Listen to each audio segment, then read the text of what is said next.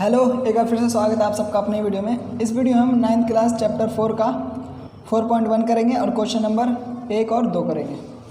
तो question number 1 काफ़ी आसान है, यूँ कहूँ दोनों ही आसान है, 1 और 2 दोनों आसान है। तो पहले हम पहला देखते हैं। एक नोटबुक की कीमत एक कलम की कीमत से 2 गुनी है। ठीक है कि एक नोटबुक है, उसकी जो कीमत है क्या है, एक कलम की कीमत से 2 गुनी है।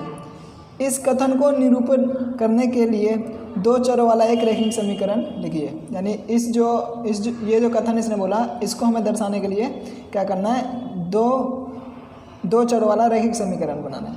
तो इसमें आपको संकेत के लिए दे रखा है कि मान लीजिए नोटबुक की कीमत x है, यानी नोटबुक की कीमत आपको x मानना है और कलम की कीमत को y रुपये मानना है। ठीक है, 2 चर तो इसने पहले दे दिया x y, तो संकेत दे रखा है। तो इससे हम करते हैं कि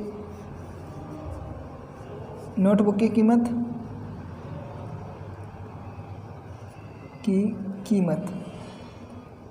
जो हमें दे रखा हम लिख लेते हैं x रुपये।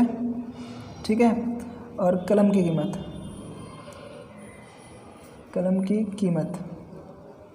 कितना है, y रुपये। ठीक है, अब देखो क्वेश्चन में चलते हैं। एक नोटबुक की कीमत, अब जो नोटबुक की जितनी भी कीमत है एक कलम की कीमत से 2 गुनी है।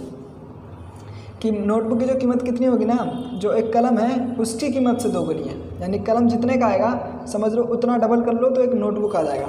तो आप क्या करो, x बराबर y लिख लो। यानी कि x क्या हो गया हमारी नोटबुक और y हो गई हमारी कलम की कीमत। ठीक है, x बराबर y। अब देखो मुझे ये x लेना है, यानी कि नोटबुक लेना है, तो y की कीमत कितनी होनी चाहिए, 2 गुनी, यानी कि डबल होना चाहिए ना। कि अगर y जितना होगा डबल होगा। मान लो कि ये कलम की कीमत है 5 रुपये है। ठीक है, 5 रुपये। तो नोटबुक लेने के लिए कितना मुझे करना पड़ेगा, इसका डबल, यानी डबल खर्चा करना पड़ेगा। यानी कि 10, यानी कि 2 से गुना, है ना। यानी कि जो है उसको 2 से गुना कर दो। तो यानी डबल का मतलब है कि यहाँ पे आप 2 से गुना कर दो कि जो भी कीमत है वो 2 से गुना होगी, है ना, 2 से गुना होगी।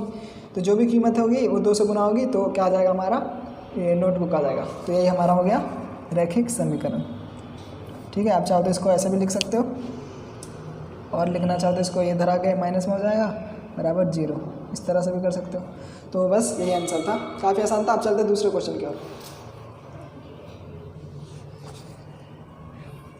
इसमें जो हमारा दूसरा क्वेश्चन है कि निम्नलिखित रैखिक समीकरण को ax plus by plus c बराबर 0 के रूप में व्यक्त करना और प्रत्येक स्थिति में a, b और c का मान बताइए। तो नीचे हमें कई सारे हमें समीकरण दे रखे हैं, रैखिक समीकरण, और उसको इसके रूप में लिखना है। ठीक है, इसके रूप में लिखने के बाद आपको a, b, c हर हाल में उसका मान बताना है। तो देखो इसे कैसे करेंगे, काफ़ी आसान क्वेश्चन है। तो एक आप समझ गए तो आप सारे समझ जाओगे। तो इसमें जो हमारा पहला है उसमें है 2x प्लस 3y बराबर 9.35 की बार। तो इसको हमें लिखना है, जो हमें पहले रूप दे रखा है जिसमें व्यक्त करना, वो हम लिख लेते हैं कि हमें ax plus by plus c बराबर 0। पहले तो इसके रूप में हमें व्यक्त करना है। ठीक है, तो कैसे करेंगे ज़रा देखना। हमें ax तो दे ही रखा है, तो इसको हम ऐसे ही लिख देते हैं 2x प्लस by हमारा है ही जो है हमारा, क्योंकि a भी हमारा क्या होता है, पूर्णांक होता है, तो ये पूर्णांक है, तो ये तो वैसे ही है। तो हमें क्या चाहिए, c चाहिए। अब देखो प्लस और माइनस का c हमें चिन्ह से मतलब नहीं है, लेकिन हमें बस c चाहिए। तो देखो ये जो संख्या है ये क्या इस तरफ है ना। तो ये अगर ये क्या हमारा, ये जो संख्या हमारा बराबर में ये क्या c हमारा। तो अगर हमें इसे क्या लाना है, बराबर के इधर लाना है। तो आपको पता है कि कोई चीज़ बराबर के अगर इधर आती है तो क्या आती है, माइनस में आ जाती है। तो क्या हो जाएगा, माइनस 9.35 की बार, और फिर ये बराबर में क्या आ जाएगा इधर 0। तो बस हमें इसके रूप में लिखना था, इस वाली चीज़ को तो हमने लिख दिया। ठीक है, और ये प्लस आपको लग रहा है यहाँ पे माइनस है, तो उस बात से कोई मतलब नहीं है। देखो क्या है, पूर्णांक है, क्या a b c हमने पढ़ा था ना बेसिक में, पूर्णांक है। तो पूर्णांक प्लस माइनस बटे में कुछ भी हो सकता है। तो ये नहीं कि यहाँ फॉर्मूले में प्लस है तो यहाँ भी प्लस होगा, ऐसा नहीं है। हमें फॉर्मूले में तो ये भी तो बता रखा है ना, ये क्या है, एक पूर्णांक है। तो पूर्णांक प्लस माइनस कुछ भी हो सकता है। अब इसके बाद हमें a b c का मान लिखना था प्रत्येक स्थिति में। तो आप देखो a का मान हमारा क्या है, a यहाँ पे क्या हमारा, देखो a हमारा पहला अक्षर होता है ना, ये पहला, तो यानी x किससे गुना है, ए से गुना है तो ए हमारा क्या है यहाँ पे 2 है, और बी हमारे यहाँ पे क्या है 3 है, और सी हमारा क्या है यहाँ पे -9.3 की और 5 की बार है। ठीक है, 3 और 5 की बार है। ठीक है, तो ये हमारा ABC का मान हो गया, हमारा पहला हल हो गया। इसी की तरह सबको हल करना है। हमारा जो दूसरा उसमें है x - y/5 -10 और बराबर 0। तो इसको पहले हमें जो रूप है हमारा फार्मूला, जो हमारा जिस रूप में हमें बोला लिखने का वो लिख लेते हैं कि ax + by + c बराबर 0, इसके रूप में लिखना है हमें। ठीक है, तो आप देख रहे हो ये तो पहले से इसके रूप में लिखा हुआ है कि ये रहा ax, ये रहा by, ये रहा c, यानी ABC है ही, और इसकी चर भी है तो और बराबर में 0, यानी इस रूप का लिखा ही है, तो हमें इसको रूप में बदलने की जरूरत नहीं है, बस हम इसका मान लिख देंगे कि AB का मान लिख देंगे। तो यहाँ पे हमारा A का मान क्या होगा। अब देखो x किसी से गुना नहीं रहता तो 1 से हमेशा गुना रहता है। कोई भी चीज़ अगर किसी से गुना नहीं है तो 1 से गुना हम कर सकते हैं। तो क्या A का मान क्या आ गया, 1 आ गया। और B का मान, अब B का मान देखो क्या आएगा। अब देखो नीचे तो 5 है, और देखो अगर y किसी से गुना नहीं है तो 1 से तो गुना रहेगा ही, तो क्या आएगा 1/5, लेकिन माइनस का, तो -1/5। ठीक है, अगर 1/5 को y से गुना करोगे तो यही y/5 भी आएगा। C का मान क्या है -10। तो इसी के साथ ये वाला भी हमारा हो गया हल। अब जो हमारा तीसरा है -2x + 3y बराबर 6 है। तो इसको पहले जिसके रूप में लिखना हम वो लिख देते हैं कि ax + by + c बराबर 0, इसके रूप में लिखना है। ठीक है, तो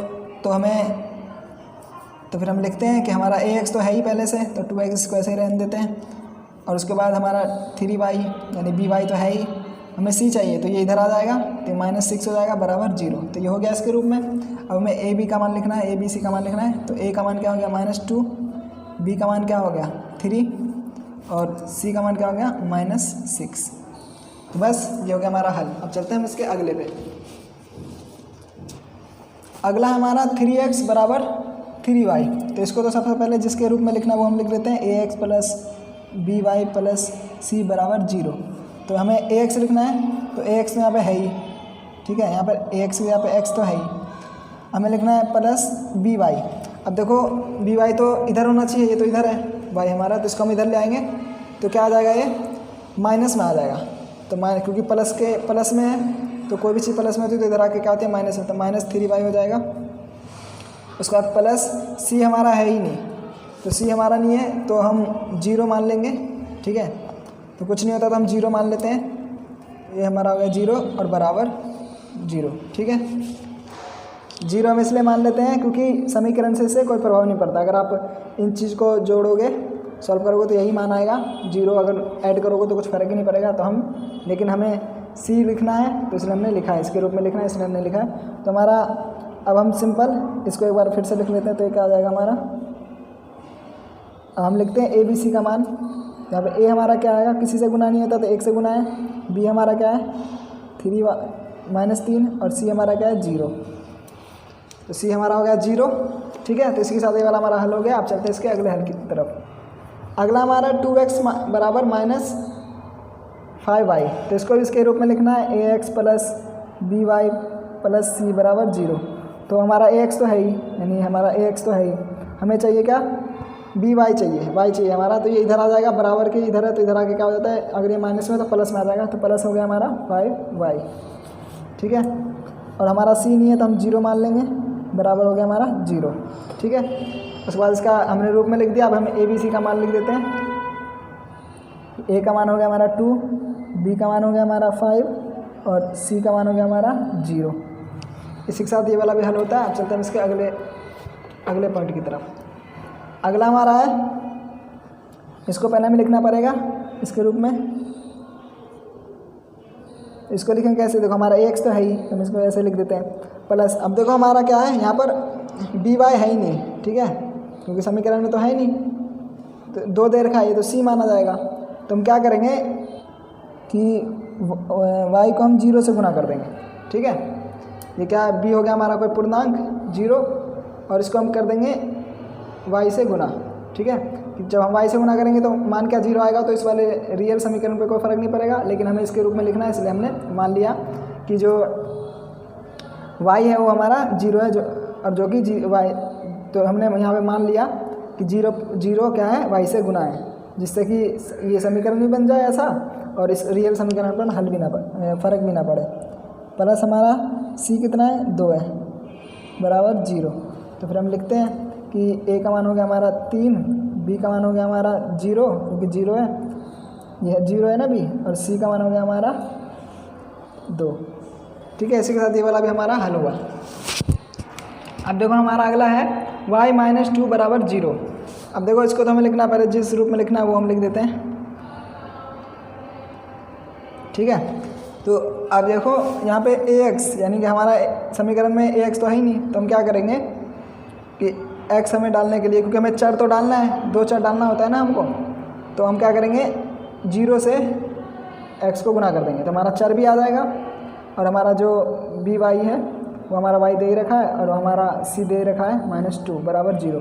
तो हमने क्या कर दिया, 0 को x से गुना कर दिया, जिससे हमें दो रैखिक समीकरण ही मिल गए, क्योंकि 2 चर वाले रैखिक समीकरण मिल गए और रियल समीकरण पे हमें कोई प्रभाव भी नहीं पड़ा। ठीक है, क्योंकि अगर हम 0 को x से गुना करेंगे तो 0 आएगा, तो बस हमने इसके रूप में लिख दिया। अब हम मान लिख देते हैं कि a का मान क्या हो गया 0, b का मान हो गया हमारा किससे गुना नहीं है तो 1 और c का मान हो गया -2। ठीक है,